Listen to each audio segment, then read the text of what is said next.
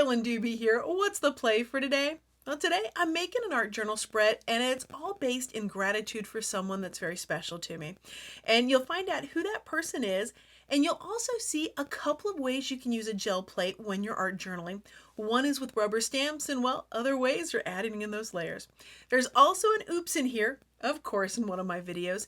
And at the very end of the video, you'll see what the opportunity was because of that oops. One of the things that I try to avoid is wasting paint. I mean, color, it's so wonderful. Why not use it all, right? And that's how this background started. It was the leftovers on a gel plate from another play session. And here it's patiently waited until today when I'm ready to add some more layers to it. So I've got a lot of stuff that I want to say in my art journal here today, which is why I'm doing so much of the scribble journaling. Now, even though you can't read the exact words that are being written, and never fear, it's not that you can't read, it's more that the way it's written, because I can't read them either. But I wanted to get out a whole bunch of gratitude that I have for a relative of mine. She's my great aunt, and she was 98 when she passed away. And she was a very feisty, very strong woman, and extremely independent, long before independent women were the thing to be. And a lot of what she did really helped pave the way to make it easier for the women of today. And I am so grateful to her for all the things that she did. The next layer on this page is going to involve some rubber stamping. And I found that if I use just ink to rubber stamp with and a traditional ink pad, it doesn't show up much for me. I really like stamping with paint. I found the easiest way for me to do this is to create a sort of ink pad using a gel plate. The brayer is going to get the paint nice and smooth. That way I'm going to get clear and crisp lines, a good impression using the stamp. And this is especially helpful when you're working with larger stamps. So I'm getting the paint on there. I'm kind of making sure it's fully loaded. I might have to pat it on there 2 or 3 times. Same thing you would do with an ink pad. And then I'm deciding where on the page exactly that I want to put this. And wherever you push down, that's where you're going to get the image to show up. If you don't push down somewhere, you're not going to get the image there. And using that brayer, spread that paint around so I can get a clear, solid coating of it on there. And then I'm just going to repeat this over and over again as many times as I want on the page. Now, I'm a person that does not like to spend a lot of time cleaning up. So there's something that I did here before I even started to making cleanup a breeze. And that is that tray over on the side that looks like a wet paper towel in it, because that's exactly what that is. I took a couple of paper towels, folded them over themselves, and then put them in the bottom of the tray and then put some water in it. Now there's enough water in there that those paper towels are juicy. It's pretty much sopping wet in there, but there's not a bunch of standing water, and you'll see how that helps with the cleanup. Now, I'm almost at the end here of the stamping that I want to do onto this page, but as you see when I lift up the stamp, there's still a bunch of paint left on that gel plate. And this is why I love using gel plates to do this, is because that paint doesn't have to be wasted. Once I'm all done printing onto the page, then I can just grab scraps or other things that I've got around and I can start stamping onto those.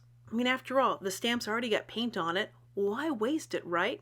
So just putting some random stamping here and there. So now I've got something for a future project started. I'm all done using the stamp, so what I want to do is get it into that tray of wet paper towels.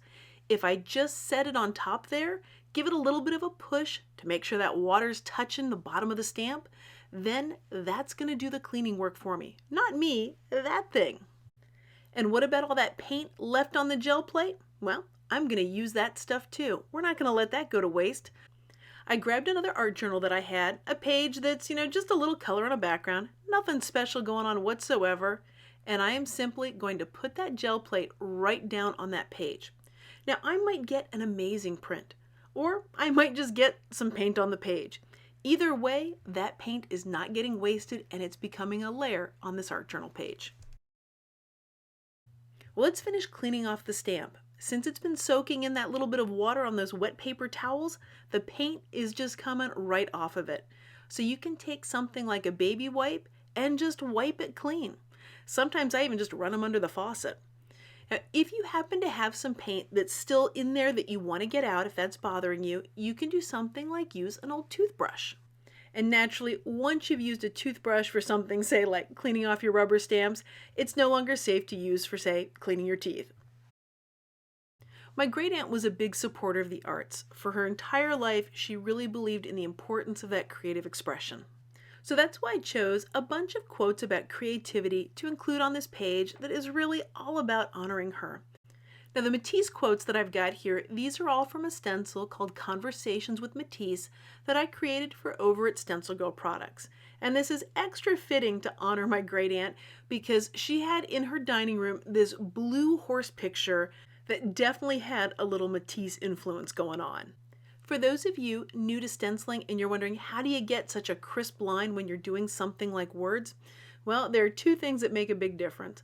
One is to use a really thick or heavy body paint, and the other is to use a very small amount of paint as you're stenciling in an up and down motion. To get a touch of color onto all those wonderful faces of women, I decided to use pan pastels, and that allows me to just really loosely get some color on there. Then I had this idea that I was sure I was going to love. I'm going to get some white paint there on the gel plate, I'm going to put it on the art journal page, and it's just going to have this very specific look that I've got in my head. And yeah, if you can't tell from that wind up, spoiler alert, it's not going to look the way I wanted. As soon as I put it on there, I went, oh, no, not quite it. Okay, we'll call that an oops, an outstanding opportunity presenting suddenly. Well, I've got all that white paint on the gel plate, and I don't want to waste any of it, so I'm just grabbing a scrap of paper to blot up, clean off that white paint, and it'll just build up a layer on that paper that'll get used at some point. Now, I didn't love the look of the white, but I thought, why don't we try this same thing, but with a bunch of colors? Not one, not two, but 3 colors onto that little gel plate. There is a voice in my head that's saying, well, hang on, are you sure you want to do this?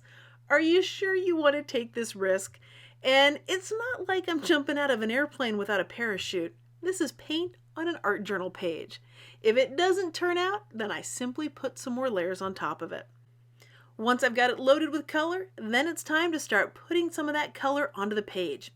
You can put the entire plate on there, or you can just use part of it. You've got all sorts of flexibility when it comes to a gel plate. It's also a great way to build up little touches, a little bit of layering here and there. And as you're doing this, not a drop of the paint ever has to be wasted. You'll see that once I'm done putting the paint on this page, I'm going to actually turn the page over, and then on a blank page underneath there, I'm going to put the rest of the paint on there. So I'm getting a head start on my next background. Not a bit of your pattern or color ever has to be wasted.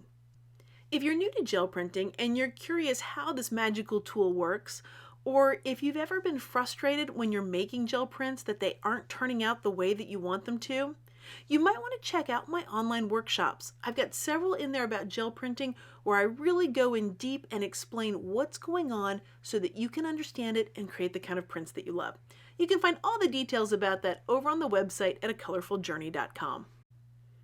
I'm going to use one last color on here, some yellow, and I just want a little bit of it. So I don't have to fill the entire gel plate. You're not contractually obligated every time you put paint on it to use the whole thing.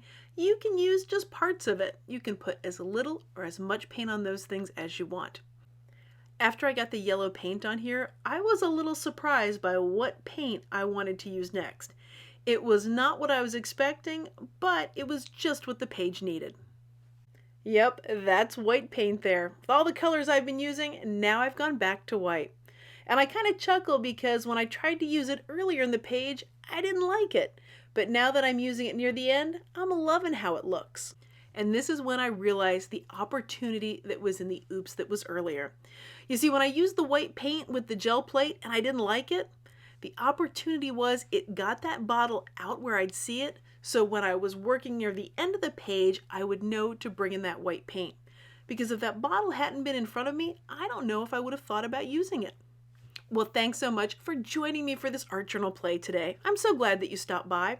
And if you've been enjoying this video, I'd so appreciate it if you gave it a thumbs up. And if you'd like to see more of my videos, hit that subscribe button. That way you'll know as soon as I've got a new video out. And of course, if you want to see more of what I'm up to, there's more fun and play over on the website at acolorfuljourney.com. Thanks so much for letting me be a part of your colorful journey.